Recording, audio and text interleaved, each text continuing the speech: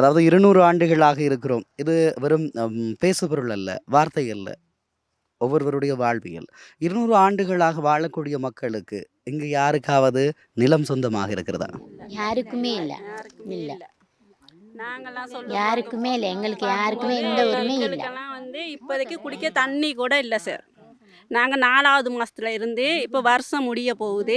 4வது மாசத்துலேருந்து எங்களுக்கு கிழமைக்கு ஒருக்கா பவுசர் கொண்டு வந்து குடுக்குறாங்க. அதில் 2 3 குடம் தண்ணி தான் நாங்க தூக்கலாம். மத்தும்படி நாங்க பவுசரில் கொண்டு குடுக்குற தண்ணி அது தொரமா கொண்டு வரத எங்களுக்கு 2 குடம் 3 குடம் குடுக்குறாங்க. எங்களுக்கு அந்த தண்ணி வசதி செஞ்சு குடுக்குறாங்கல்ல. 2வது பவா கிடைக்க இருக்குது புல்ல. அந்த தண்ணிக்கு அந்த புள்ளைக்கு பபா கடைக்க கூட்டிகிட்டு வந்து வச்சுக்கிட்டு எங்களுக்கு தண்ணிக்கு என்ன செய்கிறேன்னு யோசனையாக இருக்குது. ஆனால் கொழும்புல இருந்துக்கிட்டு இப்போ இங்கே வரமாட்டேன்னுக்கிட்டு இருக்குது. என்னம்மா செய்கிறது அப்படின்னுட்டு. மேலே எங்களுக்கு சுற்றி காடு 2 வீடு மட்டும்தான் இருக்கிறோம். சுற்றி காடு மரம் மட்டையெல்லாம் அப்படி இருக்குது. நைட்டுக்கு படுத்து காலைல எழும்புறது கூட எங்களுக்கு நிச்சயம் இல்லை. சொந்தக்காரவங்களாம் வந்து இந்த மழை டைமில் சொன்னாங்க எங்களை வந்து பனியை இருக்க சொல்லி.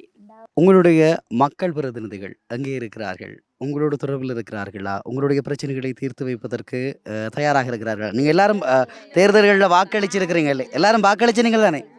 வாக்களிச்சிருக்கிறீங்க தானே? வாக்களிச்சவங்களுக்கு அவங்களுடைய பிரதிநிதிகள் திருப்திகரமாக இருக்கிறார்களா? யாருமே இல்ல சார். ஒருத்தருமே இல்ல இப்போதைக்கு. யாருமே எங்களுக்கு எந்த இதுக்குமே வாங்குற வரல. நேரம் வாரீங்க, அப்புறம் தான் இல்லையே. வாங்குற நேரம் வாரீங்க சார். வாக்க போடுங்கங்கிறீங்க. நாங்களும் போட்டுடுறோம். ஏதோ பிள்ளைகளுக்கு ஒரு தொழில் கிடைக்கும், எங்களுக்கு ஒரு நல்லது கிடைக்கும், ஒரு வீடு வாசல் கட்டி கொடுப்பீங்கிறதுக்காக வேண்டி நாங்கள் அதை செஞ்சிடறோம். அதுக்கு பிறகு தானே நீங்கள் வர்றீங்க இல்லை சார். அப்போ நாங்கள் என்ன செய்கிறது? இப்போ குடிக்க தண்ணி கூட இல்லாமல் இருக்கமே. 1 வருஷம் ஆகுது சார். 4வது மாதத்துலேருந்து இப்போ ஜனவரி முடிய போகுது. இப்போ தண்ணி கூட இல்லாமல் இருக்கமே. அப்புறம் தான் வாரீங்க இல்லையே. பவுசரில் கொண்டு வந்து தண்ணி கொடுக்குறீங்க. இவ்வளோ மழை பெஞ்சும் எங்களுக்கு அதை செஞ்சு கொடுக்குறாங்க இல்லையே. அந்த நிலைமைக்கு தான் நாங்களாம் இருக்கிறோம். இப்போ நைட்டுக்கு படுத்து காலையில் எழும்புறாங்க எங்களுக்கெல்லாம் நிச்சயம்லாம் அப்படி மரம் மட்டையோட தான் நாங்களாம் இருக்கிறோம்.